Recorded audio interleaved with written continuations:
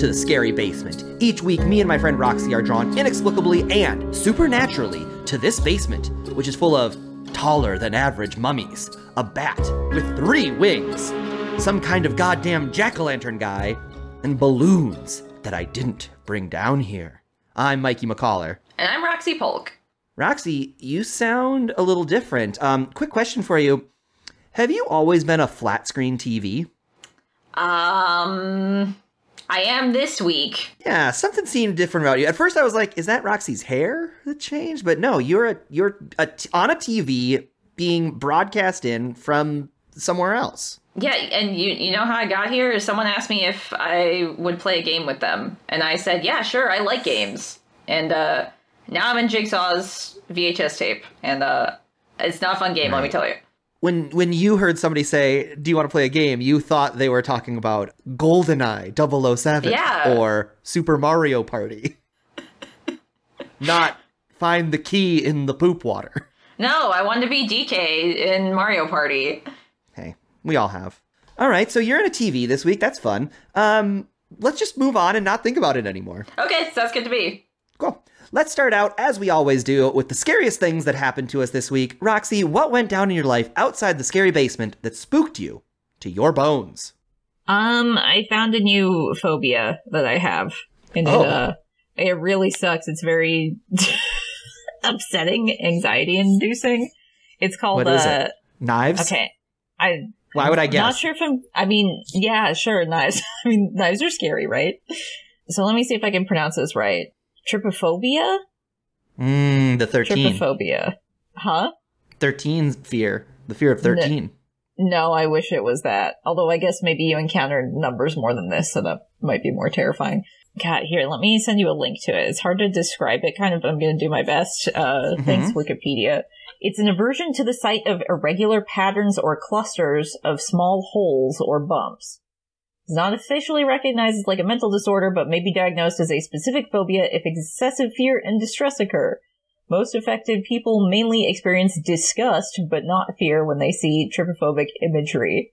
A minority of people experience the same level of fear and disgust, and a few express only disgust or... This is a badly worded article. Basically, a bunch of tiny small holes in close, like, succession to each other, like a wasp hive.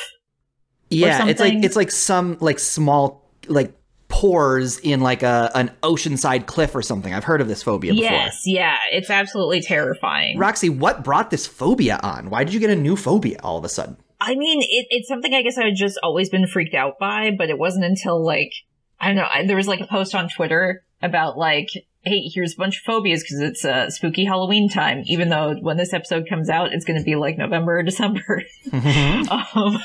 But so I was like, God, that is very, like, I don't know, I can look at plenty of horrific things, Mikey, like horror movies and stuff, but I see that thing.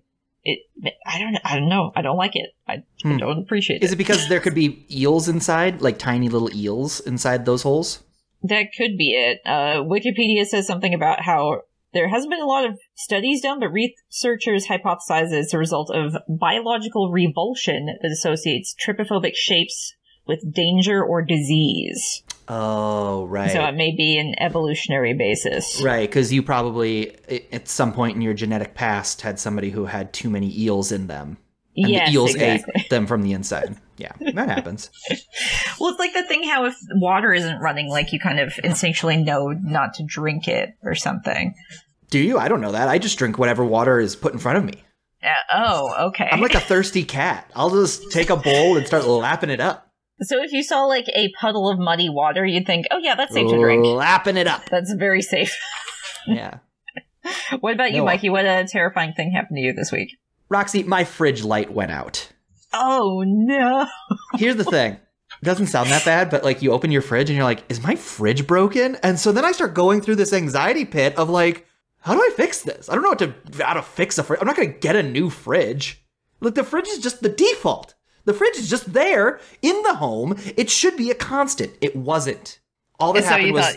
You might have like a expensive replacement ahead of you. Am I going to call a man into my home? And he's probably a killer. Like he's going to come in with a big toolbox and he's going to put his toolbox down and then he's going to take that wrench. He's probably going to wallop me with it.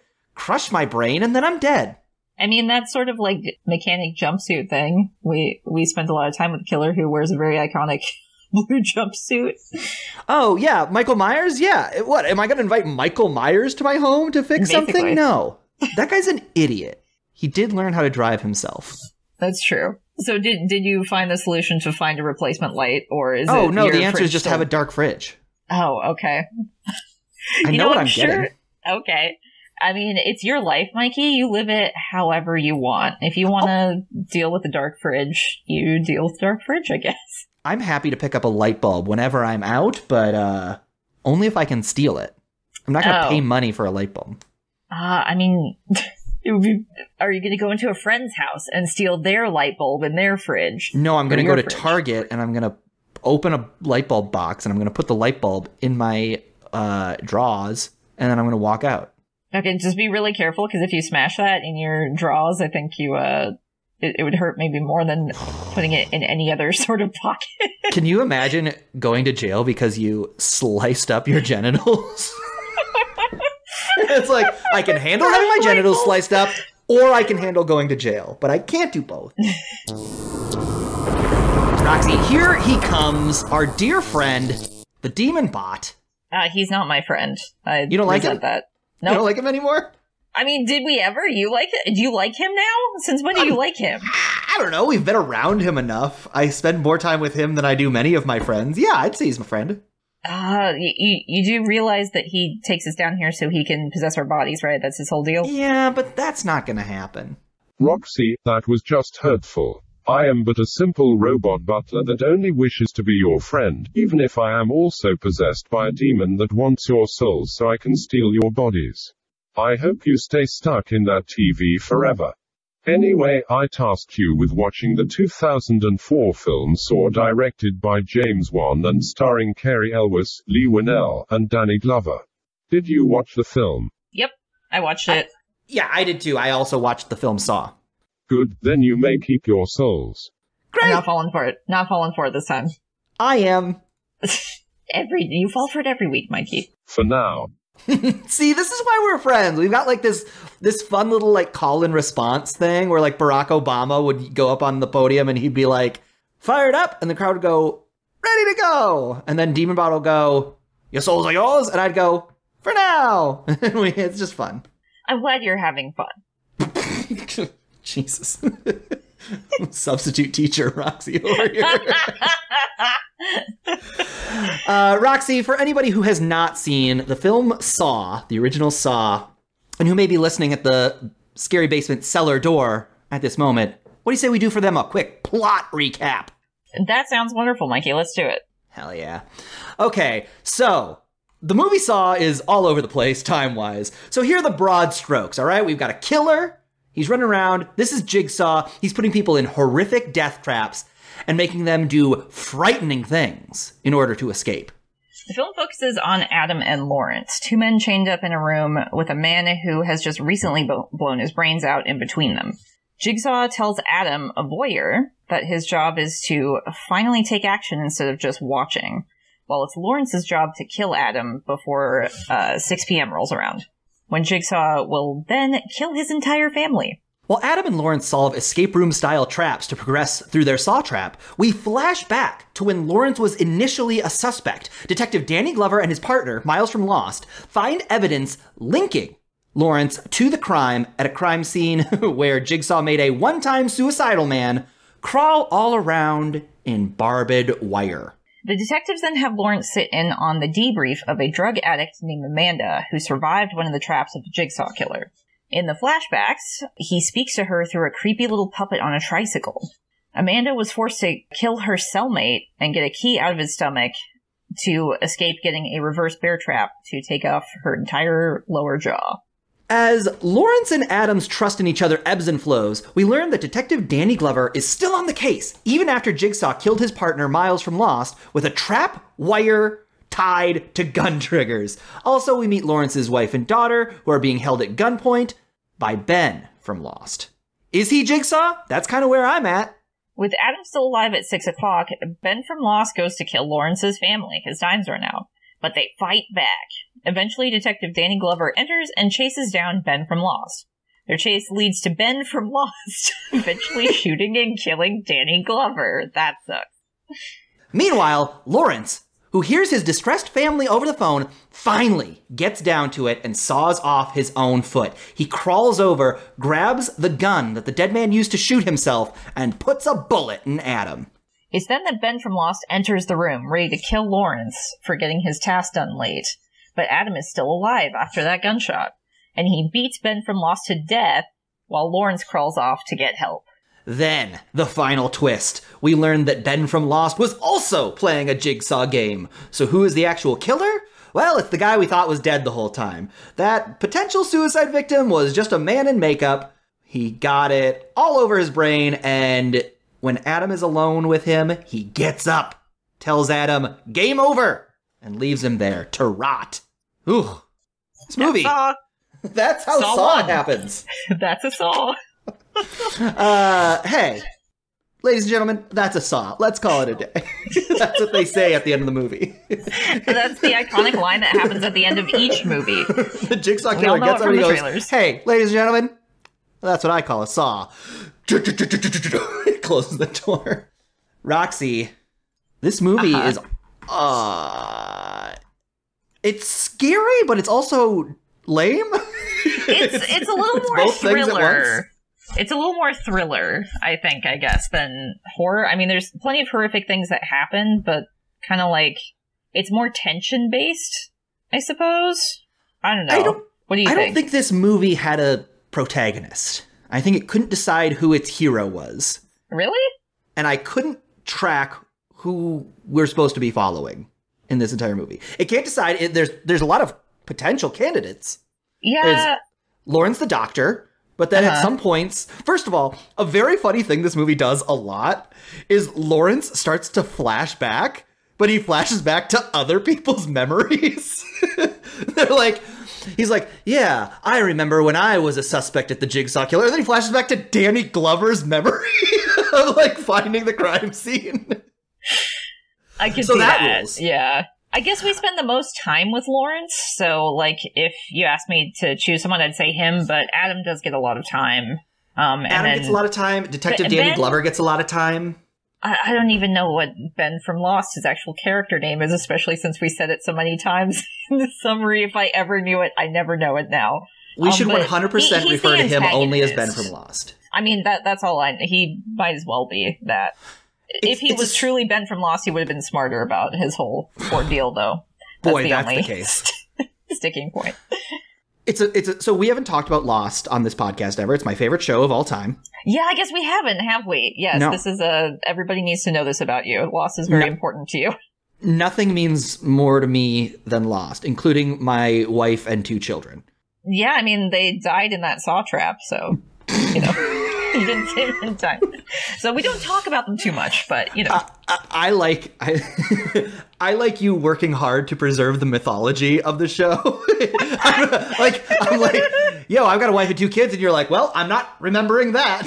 So you immediately kill them off. Good. Yeah, no, they're dead. They were killed by Green Berets. What? So it wasn't actually a saw trap. Is that just what Jigsaw told me to try and trick me? Or what you told me? It was the Green Berets set up a saw trap. They do that. Oh, okay. This is a very deep mythology that's happening here. It keeps going. All that is to say, I've watched so much Lost that when I see one of the principal characters, Ben from Lost, this movie does a lot of like, you'll see him hiding in the closet and you'll just see an eye. Mm-hmm. And I'm sure the first time I saw it, I was like, well, it could be Adam, or it could be another male character who I can't think of in this movie. But because I've seen Ben from Lost so much, I'm like, oh, that's Ben from Lost. So it's like I was ahead of that before. I did see this movie in theaters when it very first came out. Oh, did you really? Yeah. And so I did remember that. I didn't remember anything of it, but when I turned it on and saw that there was a suicide man in the middle, I was like, oh wait, he's alive. Like that part I was reminded of. But then seeing Ben from Lost was a joy. Yeah, I had completely forgotten that he was in this movie because I saw before I saw Lost. I think. Me too. So Yeah, that was neat. I was like, oh man, I had no idea he was in this movie. And then the detective partner is also from Lost. Yep, Miles from Lost is his name. It's the character he plays. Yes, Miles from Lost. Michael Emerson is the name of the actor who plays Ben from Lost, and also this film's Ben from Lost. And he's just a creepy man. He's good at those types of roles. Yeah. I think also just, like, the expressions he can do. Because, like, he has very large eyes, I guess. So, like, apparently in real life, he's, like, a super kind, nice dude. At least I've seen from interviews and everything. But so I think there's also the dichotomy that he looks sort of unassuming, that when he makes that switch to have, like, kind of a scary expression, it, like, hits even harder. Yeah. 'Cause you don't expect it. No, and I think that's, like, a good way to make... Because he's ultimately the red herring, right? Like, we see him doing all the killing things, and then we find out that he's playing a Jigsaw trap as well. He's in the midst of his own saw trap. Yeah. I think also because his proximity to Lawrence, who was kind of the focal point of the trap, and had an item placed to, like, implicate him for the traps in a different one, you would think, like, oh yeah, he could easily get a hold of his pen. Like, yeah, he could do that. Oh, yeah. I steal pens from every doctor I've ever been to. That's how I, like, make myself feel better about my excessive medical bills, is I steal all their pens. So then I just feel like, okay, this isn't just my medical bills, this is also my pen budget for the month. Okay, so you're getting one over on them and saving 2 cents or however much. I would say I spend between $3 and $4 a year on pens. I mean, hey, that's $3 or $4 you don't have to spend, so... Right, that is 2 items on the McDonald's value menu. Yeah, it's thinking ahead. I am hungry. Roxy, this movie cannot pick a chronology. Its time is jumping all over the place in a way that, like, they do go out of their way to have the characters say, like, that was 5 months ago. That was recently. And it's like, but what happened 5 months ago again? Like, they don't go from, like, furthest back to current day. They go from 5 months ago to today to 5 months ago and back. Like, they jump back and forth. Yeah, it's more about revealing things gradually instead of it in a way that's like, hey, here's a plot twist. This character was doing that. Or that thing that you saw from that other flashback was actually this thing. So it seemed more focused on, like, trying to make it into a puzzle instead of making it make sense or be like a puzzle you could really parse in, like, a normal way that people experience time. Interpretation. It is this interesting little, and like when I first started the movie, like I knew there were flashbacks, but like seeing these two guys in an escape room, I was like, how do you make an escape room movie fun? Yeah, I forgot how much of it was like an escape room, and it's much more interesting with them like slowly figuring out the clues from the things in the room. I mean, they domino it between the flashbacks, but I thought it was cool how, you know, like you'll see the mirror was like a two-way mirror with a camera, and then like that hint about the toilet. Oh god, that part's so gross. Where it's like, obviously check the tank first, but no, he just sticks like his hand wrist deep into some sort of poop water. It's so gross. I one time went to a haunted house that did this. Like, part of the scare was like you had to get a key out, and it was like from a messed up toilet, but it was like the least scary thing because I just knew that was like, it's not real poop. And so I just reached in and got it. And there was something about that experience that made this moment like not hit for me at all. I was like, oh, who cares? Easy. I guess. Yeah, I can see that. Not you. I mean, yeah, I suppose since you had an experience where something like this similarly you had to do. So it wasn't an escape room, it was a haunted house. You said, yes. Yeah, it was called Blackout. Oh shit. Okay, I've heard about this before. You have to sign a waiver, I think, right? I did have to sign a waiver, and because they would pinch you and stuff, you would like go into the blackness and they would actually pinch you. Yeah, the actors can touch you. And there's like Blackout was very funny in that I feel like it would have worked better in the Midwest. It was like very like about the fears of sexuality, like you are being confronted by sexuality. Like you'd walk into a room and there would be a man just like having sex with a supposedly dead lady, and they were both naked, and then he would stand up and he would like walk towards you with his dick out. With his dick out, but like he wasn't hard. He was like he was like super soft. So I was like, so you weren't having sex. It was like, I was thinking like, you weren't having sex with that prop. You're not committing to the realism of the right. I was like, experience it's not here. intimidating. Like a man walking towards me, he had like a plague doctor's mask on and just his loose bobbly cock. I was just like, dude, I don't know. This doesn't freak me out. Like it would have freaked me out if I wasn't it's supposed to make you feel more uncomfortable instead of. And I mean, also, you're a man, Mikey, so I think a woman being accosted with that would probably have a different experience. Even if it was loose. I mean, it's still not something I want to look at. Loose and bobbly around. It just feels like similar to being flashed on the street or something, though. It's kind of like, I don't know. Yeah, that's why you have to sign a waiver. I guess so, yeah. Because of all the cocks. I get now I know. Yeah, and well, I mean, poop toilets, I guess. Cocks, poop toilets, and then there was also a chainsaw man who was running around. Okay. I think it was like the idea is if you were like scared to put your hand in the poop water, then the chainsaw man would get you. It's he pretty was the threat. Saw-like experience now that I think about it. Yeah. Well, I mean, Saw, like, this movie has been so influential for horror in general, and like the certain subset that happened like in the 2000s era of kind of like the gore porn movies, like with Hostel and stuff that came out after it, and like goddamn every single Saw sequel, which is just unwatchable for me. I can't do it. And even though it established so much stuff like that, like the first movie is more tame than people probably remember because of everything that has come after it. There's plenty of like nasty stuff that happens in it, but it's not nearly as bad as you might think. Like you can probably recommend Saw to people to your who granddaughter. Don't like. I mean, yeah, I'll recommend it to my granddaughter, sure. 100%.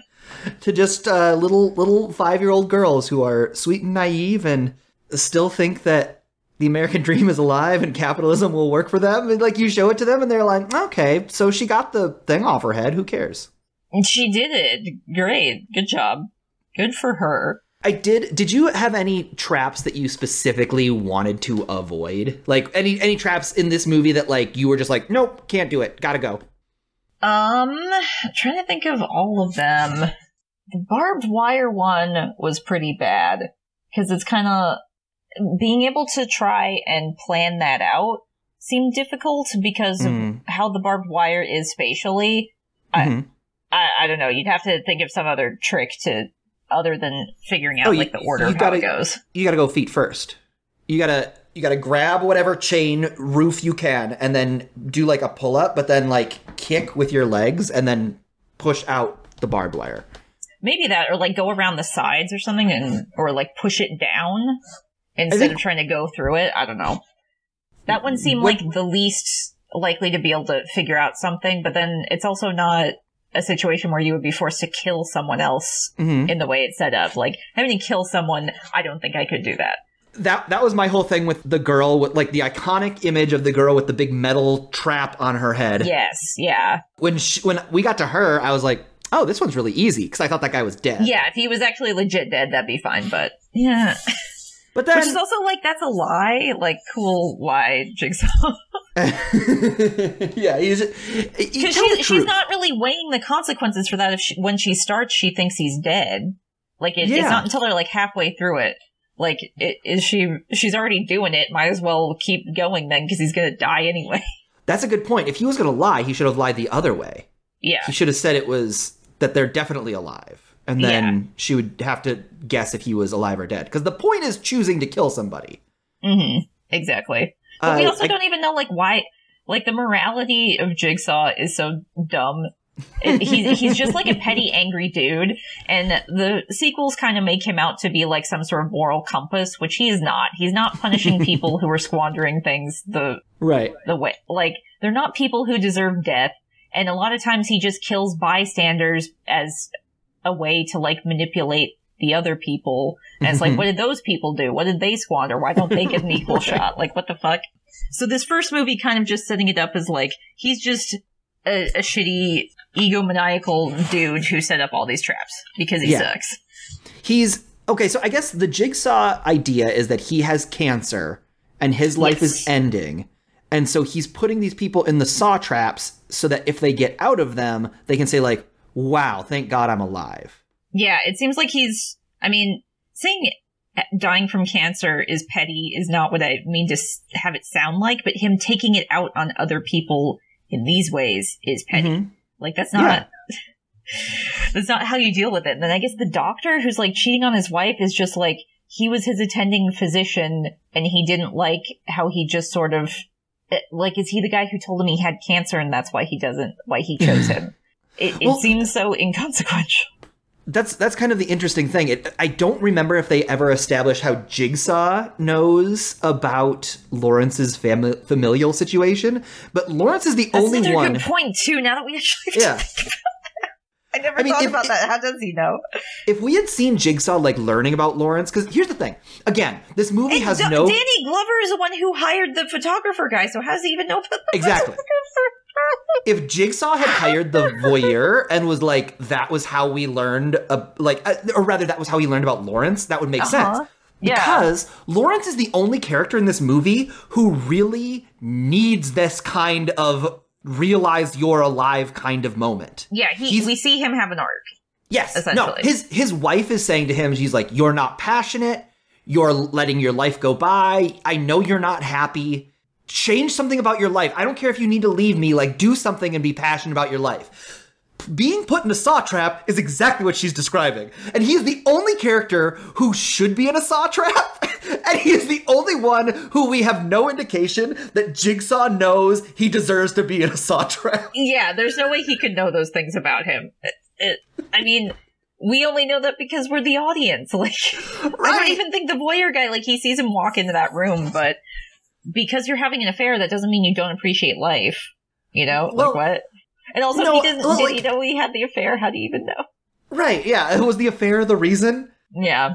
I think affairs generally tend to be like an expression of being dissatisfied with your life, right? You're with your partner and then you need something more. Yeah, but that doesn't mean you're taking your life for granted, I guess. But her whole thing was, I know you're not happy and acknowledge it. And he was just like not acknowledging it, and he was just doing whatever. He was swinging his cock around like you were at the Blackout haunted house. He signed up for Blackout, and then he found the lease on life. He was like, you can do that?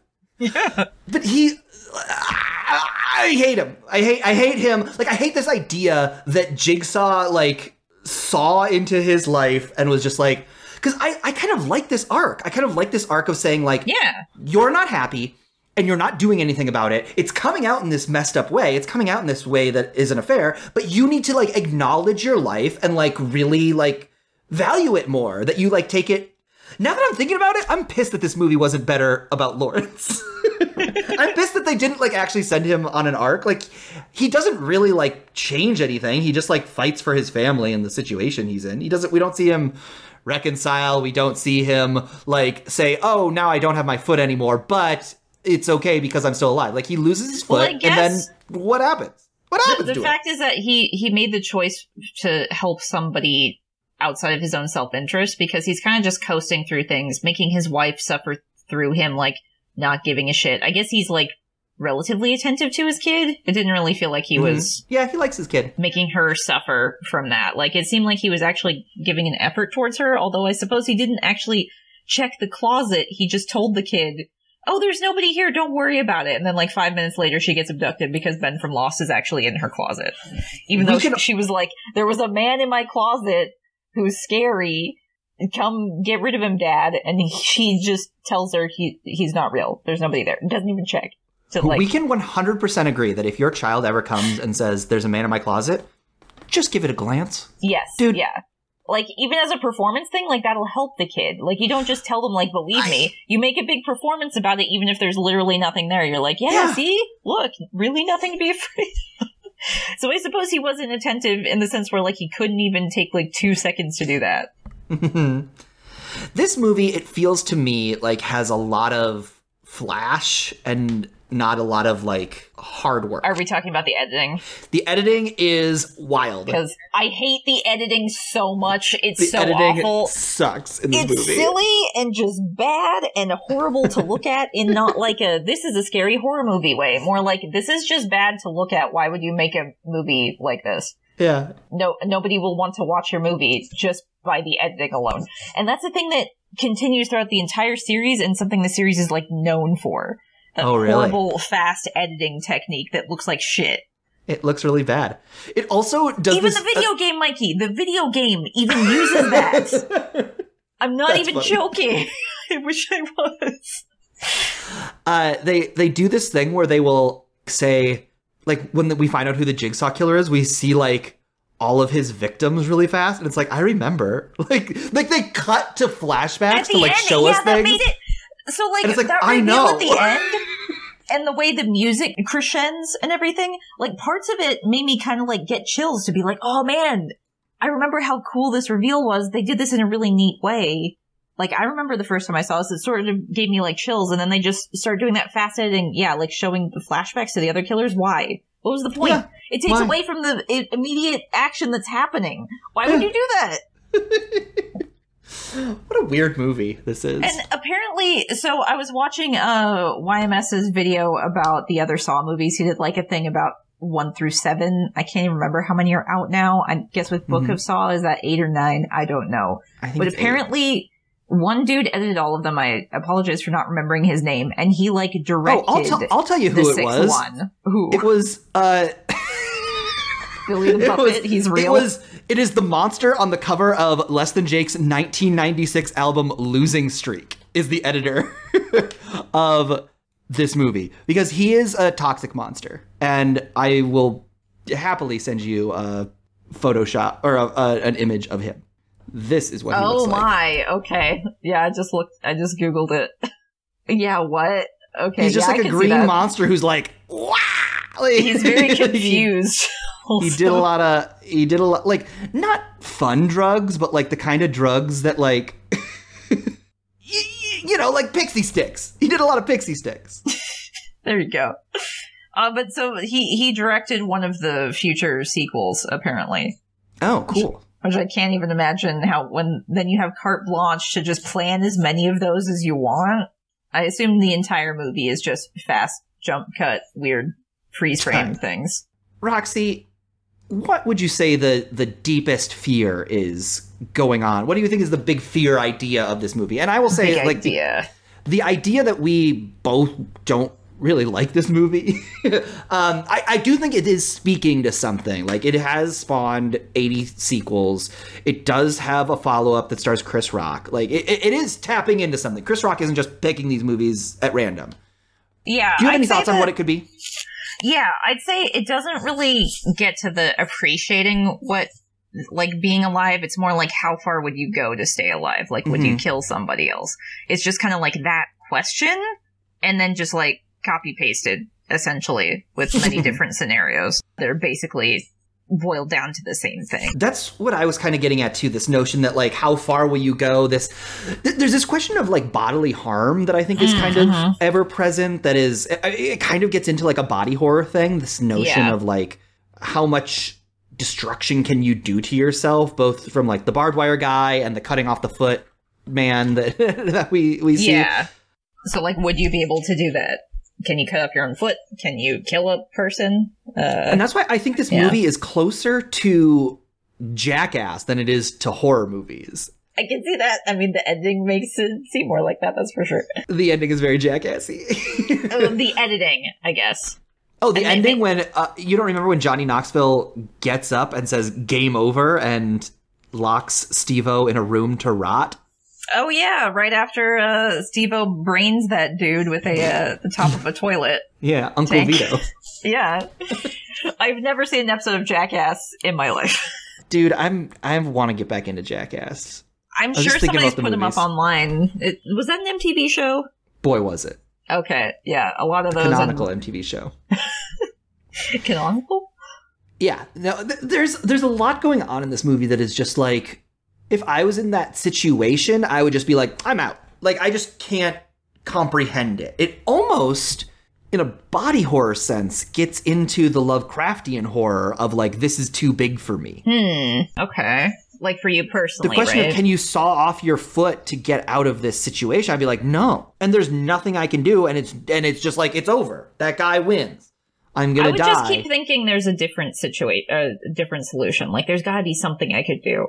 And I would keep thinking that until the time runs out. Mm-hmm. Would you keep thinking that in terms of a Cthulhu monster rising from the deep? Where it's like an unknowable horror? Mm-hmm. I don't think so. I don't think for me personally that analogy necessarily is how I feel about it. Because I think my reaction would be exactly the same. I'd just be like, well, guess I'll just sit down and wait until whatever's going to happen happens. So there's something that the second movie does, which, like, for chopping off your foot, like, you can also just break your foot to get it out of there. That's something that the second movie does. So I would keep thinking that there's a different solution to it, especially when it's got an escape room set up. And I would think you would think something like this too, Mikey, with all of the, like, survival horror video games we've both played. I do like solving puzzles. That's just, like, where my brain goes. I'm like, okay, what's the logic of this puzzle that's been divined? Not divined. That's been constructed here. Because somebody constructed a puzzle, so there's got to be a way to break out of it or something. Jigsaw is not Cthulhu. He's not all-knowing. He's not a cool being who you literally can't comprehend, I guess. You're giving Jigsaw too much credit. But if you're in a position where it's like, reach into the acid to get the key, I'd just be like, it's the same. It's like, reach into the acid to get the key, or climb Cthulhu and stab the blade of undoing into his beastly heart. Like, it's like, okay, just why even tell me the solution? There's nothing I can do. I'd say, yeah, I guess I just keep thinking about the puzzle aspect is what I would do. But also, if there was literally nothing else you could do except for follow the instructions, like you're saying, yeah, I couldn't put my hand into vat of acid. I could not do that. Acid's scary. Yeah, it would super mega hurt. Roxy, do you have a big time question for me? Yes, I do have a question for you, Mikey. Okay. So, what fictional character would you put into a saw trap? For whatever reason or motivation you might have. Okay. You ready for this? Yeah, I'm really ready. I'm very excited. Because you just giggled when I gave you the question. I was like, okay, I can't wait. This is going to be good. I would put into a saw trap Tony Hawk. Tony Hawk, okay. He's so cavalier with his life, doing 900s, constantly putting himself in line for injury. He needs to learn to appreciate what he can do. So I would dangle him off a skyscraper with nothing but a skateboard and drop him. And if he can time his jump correctly, where he jumps off the skateboard just before he lands on the ground, he can live. Ooh, okay. Does he have like a parachute or something? No. That will deploy? Oh, okay. No, it's like, okay, so picture you're on a, it's like a Mario thing, okay? So there's like a platform, and Mario is standing on the platform. And it's like, if the platform hits the ground, it kills Mario because he's just like terminal velocity, right? Okay. But if he's falling and he's still standing on the platform and just like a second before he jumps off, then it's just like a tiny little jump. It's just like a jump on the so it's ground. video game rules. Gotcha. Okay. Oh, to be clear, this is video game Tony Hawk. Oh, okay. Yeah, that makes much more sense. Because when you say fictional character, Tony Hawk, it literally wasn't until I was saying this, I was like, oh, Tony Hawk's a real person. Actually. Yeah, it's a video game Tony Hawk. It's just irresponsible. He's got a family. I know he wears a helmet, but you still faceplant and... I mean, he's still, like, doing tricks and stuff. It's irresponsible. He's gonna be riding forever, Mikey. You can't stop him. Roxy, who would you put into a saw trap? So I guess I kept, like, harping on the puzzle aspect of it. So I was thinking it would be fun to put Sherlock Holmes in one of Jigsaw's traps to see how fast he could figure it out. I like that. I think that would be a lot of fun to witness. He didn't do anything wrong. I just know he won't die from it. Fun to see. And also, if he's, like, going toe-to-toe with Jigsaw, if Jigsaw himself is there, I'd like to see him get owned. Because he thinks he's so smart, so I'd like to see him be like, I just did this in 2 seconds, and I figured out your whole deal. Or, I mean, listen, if we go with the Stephen Moffat Sherlock... Oh, his whole thing is he's not living his life well. He's so focused on mysteries that he can't even ask out the cute girl at the lab who likes him. It's been so long since I've seen that. I don't remember it that well. Those also kind of suck. I'm not a Moffat fan. Yeah, he can go to hell. Roxy, on a scale of 1 to 9, because 10 does not exist in the scary basement, how likely are the events of Saw to happen in real life? I said 3 out of 9, just because I'm like, yes, somebody would kill someone for petty reasons and try to justify it as it being some sort of moral good or or irony, but also the traps that you would have to set up, the time you need, the facility, the leases you would need to buy. I don't think all that could happen. You know what? The moment you said that, I actually have written down a 5 here, but I think it's less. I think it's probably closer to a 3 too, because the moment you said, like, I believe somebody could kill somebody for, like, petty moralistic reasons, and I was just like, I don't think they could. I think normal people are not smart enough to do that or care enough. Like, whenever I watch, arrogant, oh, sorry. It's like these intangible reasons for, like, the Joker's reasons for destroying Gotham is just like, this city needs to learn that order is a lie. It's like, no, you kill people to rob a bank. Like, you have a tangible reason. You don't care about these, like, nobody needs to waste their life. Shut up. Buy a lottery ticket and leave us out of it.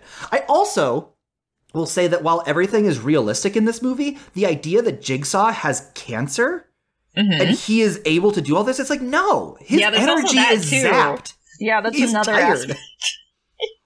He's either going through chemo or he's dealing with medical bills, which is, like, even with the best insurance, a process. Like, he doesn't have time to make a barbed wire trap. Get out of here. This movie is the least realistic movie we've watched yet. I mean, yeah, In the Mouth of Madness with Hell Demons, it's much more realistic, I'd say. Yeah, because people write books. Yeah, they do. And go insane. Yeah, and they do go insane too. Roxy, last week you and I made a bet as to how many times the line, "Who are you?" is said in Saw. I remember us saying a lot, like, when they're in a Saw trap, they would be like, "Who are you?" Yeah. You said that line would be said 2 times. I said 4. The answer? You ready for this? What's the answer? 2.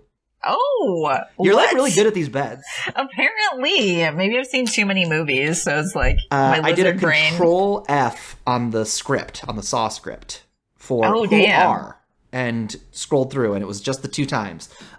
Who are is in a couple more times, but I did make sure it said "Who are you?" And it is said twice. So congratulations, Roxy! Yay! You won. Do I get something cool? I don't remember what Demon Bot said the bet was. Oh yeah, I guess we're still tallying it up, so never mind. Yeah. We'll figure it out sometime. Maybe. One of us is going to be killed, probably. Whoever has the lowest score in 30 years. We'll just keep going, so if we keep it up, then there will never be a final score, and nobody has to die. Oh boy, here he comes to give us the next movie. Demon Bot! Demon Bot. Congratulations, you successfully survived Saw. Your souls are yours for another week. For next week, I am struck by holiday cheer, so you must watch the 2015 film Krampus, directed by Michael Dougherty and starring Adam Scott, Toni Collette, and David Koechner. If you do not, you shall be placed on the naughty list and Krampus will take away your souls so I may claim your bodies as my own.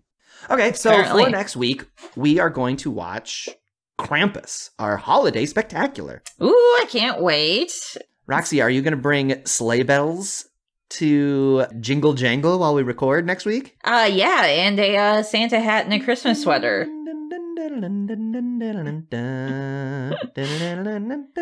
So, Christmas time. Christmas time. In the spirit of Krampus and Christmas, I'm going to give you a bet for next week. The bet for next week is, how many times does somebody in the movie say the word Mary? Mary. M-E-R-R-Y. Yeah, because listen, I haven't seen this movie. I'm picturing Krampus saying a lot of, like, Mary stab miss and then stabbing somebody, you know, like doing a lot of Mary blank miss puns. So I'm gonna say 4. I'm gonna say we hear 4 Marys spoken aloud. Okay, I'm gonna hopefully overshoot, so I'm going to say 8, which I'm not trying to throw, because that Demon Bot might try and call some kind of kibitzing on that. To be clear, you shouldn't throw this. We got to get a tie, though, right? Is that the goal? Get a tie? Anyway. God, I feel like at that point, we would both die. But he doesn't have 2 souls, though. It's okay, Roxy. We're going to have to do battle with him. Okay, all right. Well, fine, then I'm going to be in it to win it. I'm going to guess 8. Either you're going to have to do battle to save my soul, or I'm going to have to do battle to save your soul. Okay. And I don't know what that's going to look like yet. So there's a fight either way. Gotcha. Start planning this week. The pact has been sealed. I mean, the bet is confirmed. Whoever is closest to the number of times the word merry is used shall be declared the winner. The winner will get a personal tour of my snow globe collection. The winner will get a personal tour of my snow globe collection. Roxy, before we get out of the scary basement, let's talk about something light, something happy, something joyful. What is making you happy this week? So I actually started watching a new TV show that's making me really happy. It's Ted Lasso. Oh, Ted Lasso's nice. And I don't even care about like football. It's extremely well written, very empathetic, and just like you'll laugh, you'll cry, you'll cheer. It's great. I think I don't want to expound too much on it because I don't want to like give spoilers, and I think people should experience it for themselves. But God, even just saying like, oh, it's a feel-good show, it feels too simplistic. Just basically, if you've read the summary or seen trailers, you don't have to care about football to enjoy it. Just give it a shot. Give the first episode a shot. If you don't like it, then I guess it's not for you. But I find it would be very hard to not like the first episode. The main character is extremely likable. Roxy, did you, because I know this episode has a lot of people divided one way or the other, did you like the episode where Coach Beard puts Ted Lasso in a saw trap? You know, it was a big genre shift, but it was very bold, and the way his positive attitude just disintegrated the trap. You know, I wouldn't have thought it possible, but he did it. Yeah, I thought it was very cute. So thematically, I thought it was pretty on point.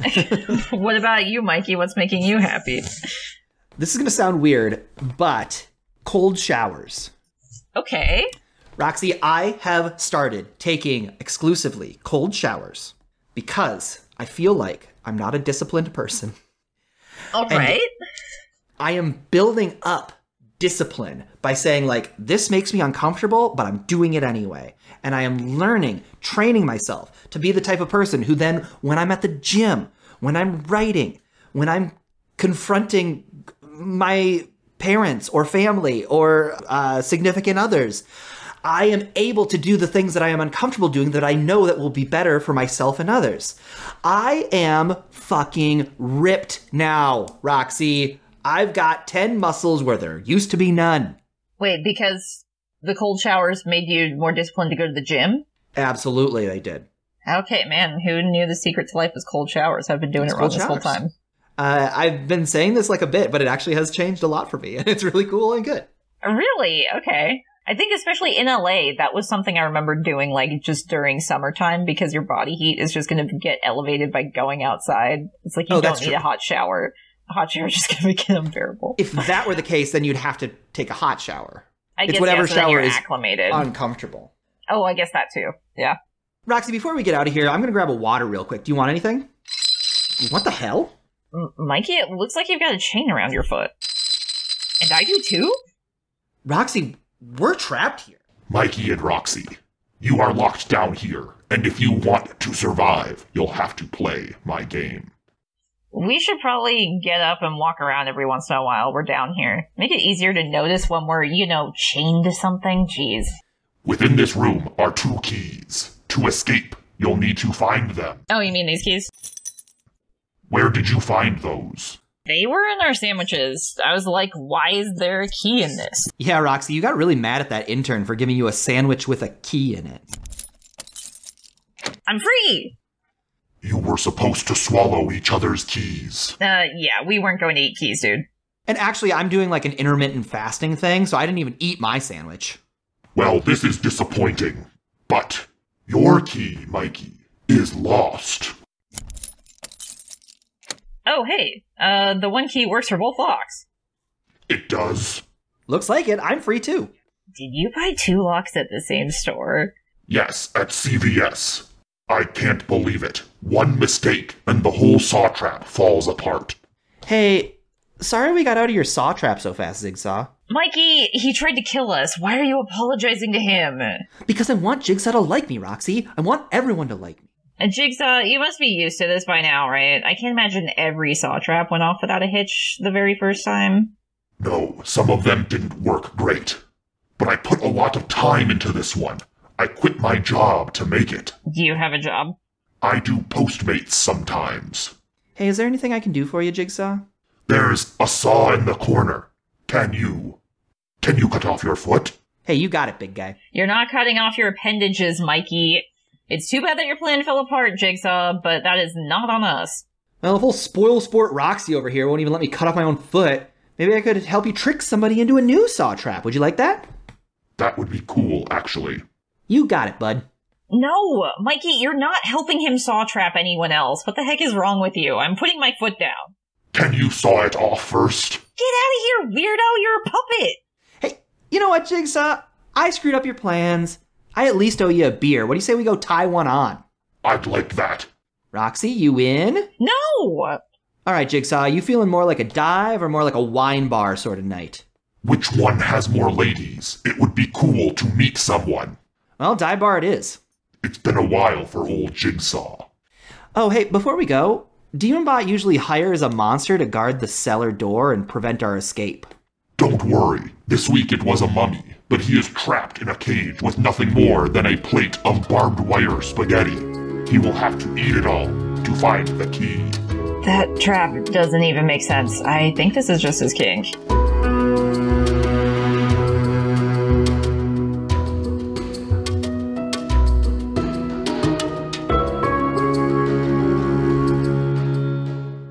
It is ironic they do not realize that the greatest saw trap is the scary basement itself. Wah ha ha ha ha. I need to work on that laugh.